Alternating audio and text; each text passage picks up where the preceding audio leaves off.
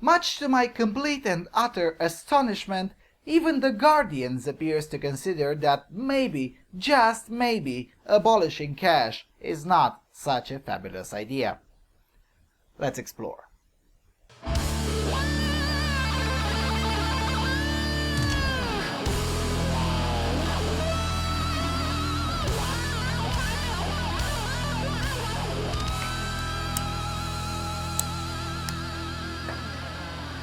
Hello everyone, and welcome to the Freedom Alternative. Okay, so The Guardian published an article titled "Why We Should Fear a Cashless World." Now, I'm not going to read it as there's nothing really to criticize in the article, which is really rare in an article by this rag, except that it doesn't go far enough. So I will do that task to go even further to where The Guardian's article is going, and also add new arguments that are not included in their own article. Essentially, The Guardian argues that the physical cash is very important for poor people, and without cash, some of them may quite literally become financially excluded, which is true, but let's say that could be solved somehow. What cannot be solved, however, is the more legitimate fear of unmitigated surveillance. You see, it has almost always been the case that when a majority seems to go into a direction that seems fishy, it's probably the wrong direction. And this is absolutely the case with the cashless worldview. In case you haven't noticed, there is a war on cash, and it's fought by banks, particularly central banks, and governments, with all of the usual propaganda. Sadly, there are countries such as France or Sweden where even having 500 euros in cash can raise suspicious eyebrows, and there is an inherent anti-cash bias in any reporting about tax evasion and things of that nature, as if cash users are all criminals and tax evaders, and as if tax evasion is mainly done using cash. I mean, if that were true, then Google or Amazon would have to own decent warehouses full of cash. Or Apple, which is, in 1 year, I think it was 2013, paid exactly 0 in taxes. Now imagine how many warehouses Apple would have to own to store all that cash. The fact of the matter is that cash is not even remotely the main element in the tax evasion issue. Though even if that had been the case, I wouldn't see much of a problem, as I regard tax evasion as a form of self-defense in the face of the generalized, institutionalized theft. But in any event, the tax evasion issue is a distraction. The governments aren't going bankrupt because the corner store avoided some of its taxes by charging its clients in cash. The governments are going bankrupt because they have a huge spending problem and don't seem to be able to at least stop growing, let alone start shrinking. What's really at stake here is the centralized authority's possibility of stealing more efficiently from all of us. You see, in time, the methods of stealing have evolved. Inflation, for instance, is a tax in and of itself, and it's exactly the kind of tax that you'd expect the left to fight against, as the most negatively affected are those living on fixed incomes, i.e., poor people, and those benefiting the most from the sudden inflation are those who are very well off and get to be the first to have access to the new supply of money before the rest of the economy gets to rearrange itself to the new parameters. A situation which allows those very well off to essentially buy things in their old prices with inflated and essentially worthless money. Now, there's an entire discussion here about the fundamental immorality of the fiat currency system, but I won't get into that for the simple reason that it's a discussion that most people don't care about, and because it's highly unlikely that we will get to abolish that, whereas it's a lot more likely to avoid going full cashless and keep our cash in microwaves, as the Swedes are doing right now. Besides inflation, there's the manipulation of interest rates, which, as we've seen, can and indeed will go negative, and not because the market demands that, but because the government-led central bank says so. This is also an effective tool of stealing from everyone. Now, in order to impose negative interest rates effectively, you need as little cash as possible in the economy. That's one of the reasons why negative interest rates haven't hit yet the cash-obsessed nations of Europe, such as Germany or Romania or Italy. Where negative interest rates have indeed hit hard are places like Sweden or Denmark, where paying in cash is more or less politically incorrect. Last time I was looked upon like a criminal when I wanted to exchange a 500 euros bill into Svenske kroner at an exchange office. I had to eventually go to a bank and sign a quintillion papers until I eventually got the equivalent in kroner in cash. In Sweden, almost everyone was shocked that I don't have an international debit card and that no, I'm not keen at all to let the whole planet know that I bought a pack of cigarettes in Stockholm or where I was going to live for the next few days. Believe it or not, but I do prefer to make transactions in 2 and not in 3. When I give you money, so you give me cigarettes or alcohol or a place to stay or food or whatever, I prefer that stays between you and me and not to be on record for a third or maybe even a fourth party. I was told by a Swede in 2010 that this is dangerously close to criminal or antisocial behavior.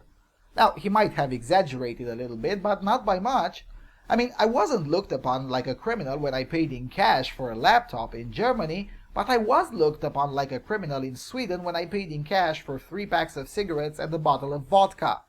Now that is fucking creepy and dangerous.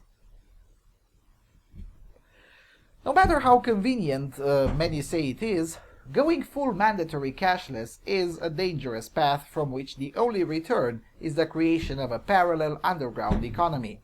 Because once the government has taken away that power from the individual, it will only grant it back after a war or a generalized governmental and economic collapse. Now, in addition to the privacy argument, which also encompasses the avoidance of being unjustly stolen from by the government, there are 2 other arguments to be considered when talking about this issue: historical precedent and force majeure, which they're kinda interconnected. In the last 8 years, we witnessed several brutal interventions by the governments into regular people's finances for no reason than to serve either the centrally planned banking industry or to serve the government to the detriment of regular people who've done nothing wrong. So, for instance, we had the EU-mandated haircuts in Greece, which amounted to quite literally removing money from the economy without compensating the regular people affected in any way, shape, or form. We've also seen brutal limitations on cash. Essentially, people in Greece were not allowed to withdraw more than 60 euros a day from their own accounts. If that seems fair to you, you are part of the problem. Even more extreme was the incident in Cyprus, where the EU quite literally stole money from regular people's savings in order to bail out banks and governments. No referendum, no legal debate, no nothing. There were people there saving to go to college. They had to postpone that since they lost 10 to 15% of their savings, just like that. Bam! Gone! This could not have been possible if the people would have continued to rely on physical currency rather than relying on the obviously unreliable banking system. The Japanese are smarter in this issue. In light of negative interest rates, they quite literally bought all the safes they could find and started storing wealth the old-fashioned way, since 0 is higher than minus 0.2%. In other words, rather than paying the bank to keep their money, the Japanese decided to keep their currency to themselves. Again, this is something that the Swedes simply cannot do. And in a cashless world, this would not be possible at all, leaving everyone, rich and poor, at the mercy of the government-controlled central banks and under the complete surveillance of the government on literally everything they do with their hard-earned money. And these historical precedents are becoming much more frequent as the war on cash unfolds, which is why you should consider using more cash and less plastic. The remaining argument, the force majeure or casus fortuitus, is really quite simple. Given how fragile and thin this layer of civilization is, it is madness to rely entirely upon it. More to the point, at least a quarter of the planet doesn't even have access to electricity, let alone internet and international banking. When you put things into a global perspective, rather than the highly developed urban centers of Europe and North America, you suddenly get a more realistic perspective. Sadly, it is no longer the case with the younger generations who tend to mistakenly believe that what they see and do in their tiny little bubbles is the norm around the world. Hint, it isn't. Disasters happen, and they happen quite often. Right in the comment section of the article with which I started this video, there's someone explaining how she had to borrow cash from a more conservative neighbor because of a long power outage that lasted for almost a week following a hurricane or an earthquake. Thankfully, this person had a conservative neighbor and could thus pay for daily food and other immediate necessities. But what if this person had been living in Sweden, or in the hardline progressive neighborhood where cash is de facto abolished? Well, quite simply, this person would have been at the risk of quite literally starved to death in the middle of a functional economy.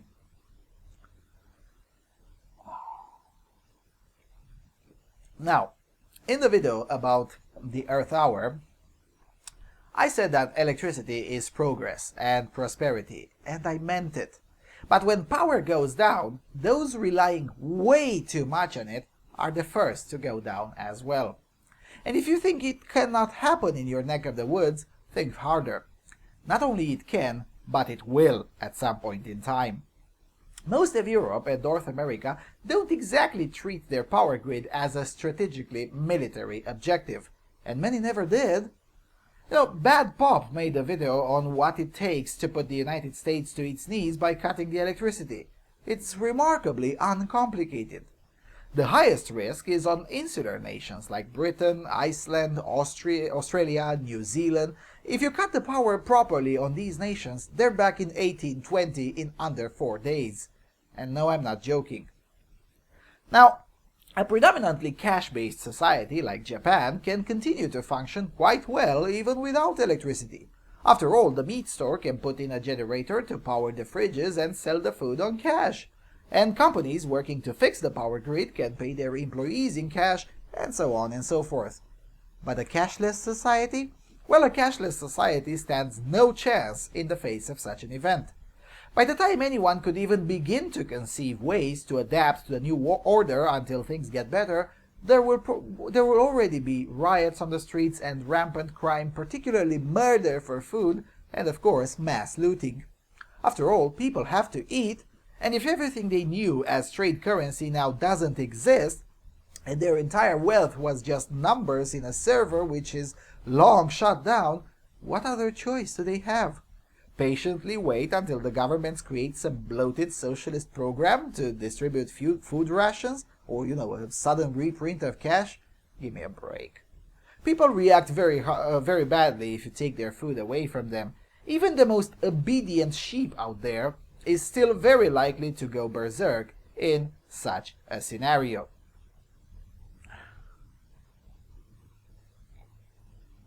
Now look, I'm not saying that everyone should adopt a cash-only lifestyle, though that would indeed be preferable, but I am saying that it is a mistake to rely entirely on numbers in servers as a way of life. And look, the sponsor of this channel is a cryptocurrency-related company, so I'm far from being a Luddite. Electronic payments do indeed have their place. I mean, heck, I couldn't be able to get paid for doing videos here without electronic payments. But nonetheless, I withdraw everything in cash all the time, and the rule is to have exactly zero in my bank accounts, because I simply do trust myself a lot more than I trust a bank or the government. What I am saying here is that one should look at electronic methods as a useful tool sometimes, rather than purely in terms of convenience to be used all the time. Also, multiple studies have shown that people are more financially conservative when they spend cash rather than pay with a debit or a credit card. And it makes sense. When you physically see the money running out, you're far more likely to pay attention to how much you're spending on each item. This could also be the reason why the amount of individual debt tends to be higher in cashless environments than in more cash-focused societies or environments. For instance, you don't read too much about dumb youngsters, usually women, let's face it, going into debt via credit card in, let's say, Germany, or Italy, or Hungary. In fact, credit cards barely even exist in Italy or Hungary. Such cases, however, are frighteningly common in the US, Sweden, Denmark, especially Denmark, or Britain. When you take a loan in cash, you'll be more responsible when spending it. But when you take a loan in numbers in servers, the temptation to just spend more simply does emerge. It could very well be just human nature. I don't know, and I don't have a proper explanation. Now, even if my arguments don't convince you, an important step forward would still be to at least start minding your own business rather than someone else's business. It is remarkable to see how many people are being so fucking trusting into a centralized system and be willing to enforce the monopoly of that system for free, by shaming and bullying other people who mind their own business, but would rather buy their car in cash and would rather not be part of a system whose sole purpose is the increase of power over everyone. So, what do you guys think? Do you tend to view cash with this suspicion? And if so, why? Do you think a cashless society is really such a good idea? Please do tell me in the comment section below. Also, in the near future, I'll also make a video about the value of discretion, since a commenter told me that I'm very secretive, which is not exactly true. I'm not secretive, but rather discreet. And discretion is a virtue that seems to have been lost recently. And with that being said, thank you for watching, and especially thank you for supporting this channel. I'll see you around on Freedom Alternative.